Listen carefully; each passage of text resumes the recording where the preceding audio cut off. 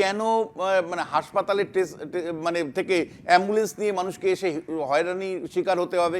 কেন দিনের পর দিন আমরা লক্ষ্য করছি যে অসুস্থ মানুষ তাদেরকে কেন শুনানি কেন্দ্রে আসতে হবে?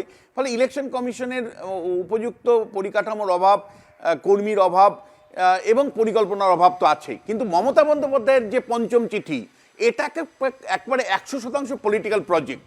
মমতা বন্দ্যোপাধ্যায় সম্প্রতি যে ফাউলটা করেছে ইডি অফিসে, অর্থাৎ ইডি মানে হানা দিয়েছিল আমরা জানি সবাই আইপ্যাকের অফিসে এবং প্রতীক জৈনের বাড়িতে।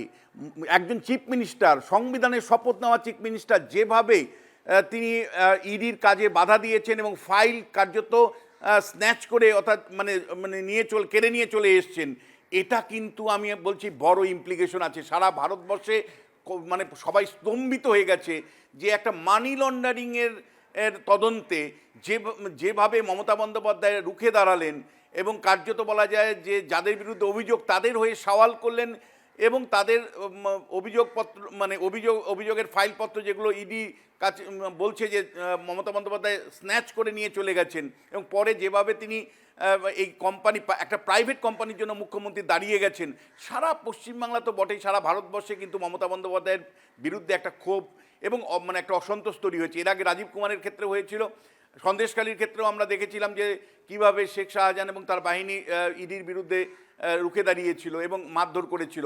ফলে ললেসনেস পশ্চিমবাংলা একটা বড় ইস্যু হয়ে উঠছে। মুখ্যমন্ত্রী যেন ললেসনেস তৈরি করার প্রতীক হয়ে উঠছেন।